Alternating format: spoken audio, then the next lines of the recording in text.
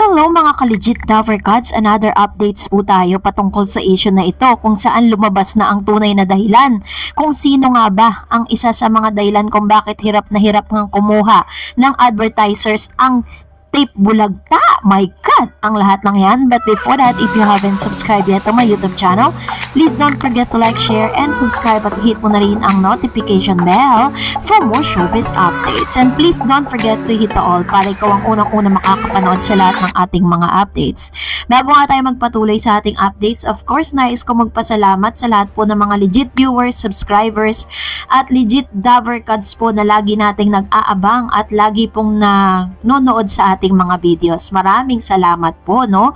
At ngayong araw nga ay meron po tayong nabalitaan na kaya naman pala isa sa mga itinuturong dahilan kung bakit hindi po talaga, kumbaga parang hirap na hirap po ang tape bulagta na kumuha ng mga advertisers para po sa kanilang show dahil daw di umano tinuturo si Paulo Contis.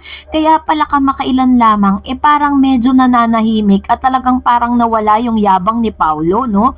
Dahil ito nga daw po ang tinuturong dahilan. Dahil daw po sa bad publicity nitong si Mr. Paulo Contis ay talagang hirap na hirap po sila. Dahil ayaw daw di umano ng mga advertisers kay Paulo dahil po sa mga hindi kagandahang balita patungkol sa kanya. Una, yung kanya pong pangangalon niya, no? While she was having parang habang siya ay may asawa, nag-asawa ng another. Tapos pa yung mga anak niya, hindi niya po sinusustentuhan. Ngayon naman may panibago na naman siyang girlfriend na parang nakasama niya lang sa isang movie. Ngayon, magka-live-in na sila. So, narito po ang isang ulat mula sa isang radio station na siyang nagsabi ng buong detalye na talagang ito po yung pinaka-legit na dahilan kung bakit po parang hirap na hirap ang mga halusos. No, na pinpoint na po nila. Ito palang dahilan. Panoorin po natin ang bidyong ito. Ang chismosa dyan, diba? Hello po sa inyong lahat. Eto ang nasagap kong chika. Baklay mo ba naman Isko Moreno? Oy, ano yung tungkol kay Isko Moreno? Para bang napag-iisip ngayon at nakikita ng mga tao, nararamdaman na daw ng mga taga Tape Incorporated na para bang si Isko Moreno ang isa sa main key kung bakit kumikita ang Itbulaga. Oh my goodness. Bakit? Dahil nga si Isko Moreno na nga daw ngayon ang nag-aangkat or nag-aakyat ng pera para magpatuloy ang Itbulaga sa pagpapalabas. Oy!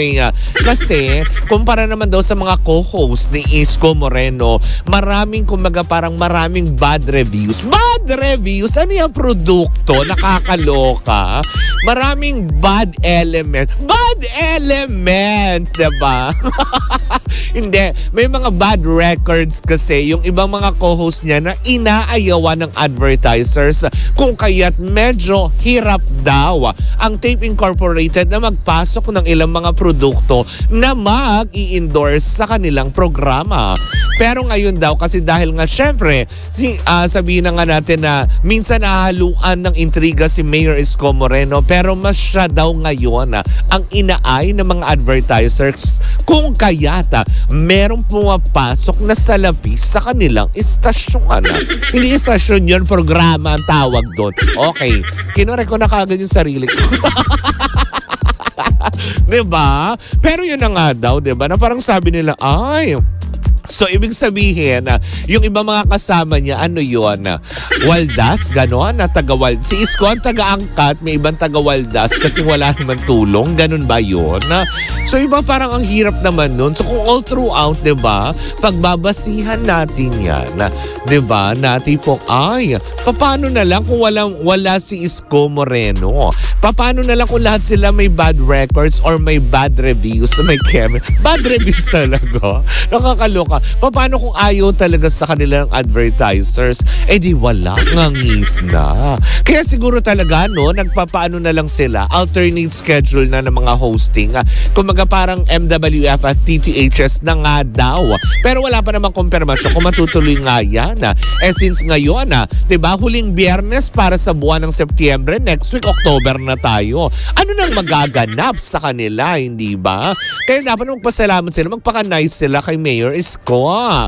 Diba? Kaya siguro na lang, ganun na lang nila alagaan. Lalong-lalo na ng mga halusungan si Mayor Isko. Eh, paano si Paulo? Diba? Si Paulo daw, inaayawan daw ng mga advertisers. Yun ang chiko. Kasi nga, di ba, ang dami ng ang dami niyang bad publicity, ang dami niyang mga camerot na mga ganyan na totally ayaw daw. Kaya medyo hirap na hirap sila. Bagamat may mga naipapasok, di ba? Pero hindi pa rin ito sapat, di ba? Eh, si Paulo lang naman, taga-ano lang naman ito eh. Taga-yabang. Charot! Yabang! Meron silang 25 minutes na commercial. Eh, per hour nyo, kailangan nyo ng 15 minutes na commercial. 2.5 hours kayo. So, kung susumahin natin, 30 minutes of commercial, lugi pa ng 5 minutes. Ganon. Hindi pa rin sapat.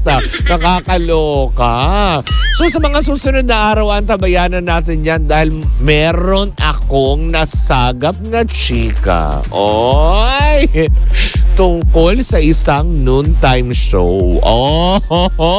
Ay, isang noontime show na naghahanap na daw ng makakakolab na ibang channel. Ay, nako. Antabayanan nyo ang chikang malupit na yan. Kung sinong noontime show yan. Yung palang inasagap kong chika, Mare. Diba? Na may isang noontime show na naghahanap pa lang ng, alam mo yun, channel. Hindi alam kung lilipatan or makakakoprod lang. Oy, alamin natin yan next 2 weeks. Hindi ba na nakakaloka? Well, in the meantime, diba, sa ngayon, dapat sila magpasalamat lang talaga kay Mayor Isko. Yun lang masasabi ko, diba? At marami. So, siguro naman po hindi na po kailangan ng explanation dun po sa narinig ninyo, no? So, yan po ay galing mismo sa source po nitong Energy FM na nakausap niya na empleyado mismo ng GMA dito po sa Tape Bulagta. So, ngayon magtungo tayo sa inyong mga komento. Unahin natin si Eddie Bucaya. Sabi niya, is GMA and ABS-CBN triggered again sa pagpasok ni Atasha? Are they worried na baka maulit na naman yung kagaya kina Raisa May at Maine Mendoza na sumikat ng husto? Yes, possible po yan. Isa po yan sa mga worry nila ngayon. Kasi 'di ba nang pumasok si Maine, talaga namang tumabo ng sobra-sobrang pera po ang 8 Bulaga that time. Edna Pordan, wala namang masama sa sinabi ni Kalad Karen at totoo namang hindi siya AI. Bakit? So bakit bitter ang GMA? Nakakabilib talaga ang TBJ. Lahat halos ng una sa kanila nagsimula, kaya nga ginagaya sila. Pinag-iisipan talaga ng TBJ Team Production Atasha as complete package. Very charismatic, beauty with brain, well-mannered. Kahit nag-aaral sa UK, andyan lagi ang pot. Opo. And she speak Tagalog fluently. Walang arte sa katawan. Very humble at full of talent. Good decision na sa EAT siya nagsimula. She learned lot with guidance of TBJ and support from Dabarkad's host.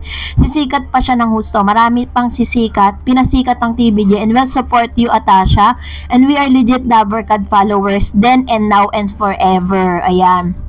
Thank you, Ma'am She Edna Fordan, for your very napakagandang comment. Thank you po. Miss Jolly Bautista also said, gahala, grabe naman kayo kung mag-react sila, no ba? Ano ba masama doon? Dapat nanghan sila sa reaction. Handa sila sa reaction. Normal naman sabihin yun ni Miss Kalad Karen kasi nga, nakitaan sila. Nasa ng pag-iisip nila, sensitive masyado. True. Talagang nag-comment po sila doon na halos pati po yung sexual identity netong si Miss Kalad Karen, talagang nila, tinira po nila online, maging na mga followers po nila, no, sa Twitter, sa social media. Wala namang masamang sinabi si Miss Kalad Karen, which is naman yun kumbaga parang freedom of speech niya yun no, na hindi niya naman talaga ini-incorporate doon. Sabi ni Ernest, Arnel Calyado, 6'8", 15. Ganun talaga pag pumiyok guilty. At least sa TV5, they gave opportunities to people of different classes, LGBTQI with tattoos. That is in example of fairness in the workplace. Kudos sa TV5, keep up the good work. Yes, dapat po talaga sa isang kumpanya wala kang kinikilingan. Ano pa man po yung gender, ano pa man ang iyong itsura, what form, what shapes, diba? So, kaya po talagang saludo tayo dito sa TV5. And that's it for today. For more videos and updates, please don't forget to like and subscribe, and please follow me on my Facebook page, Dar Eds TV. God bless everyone.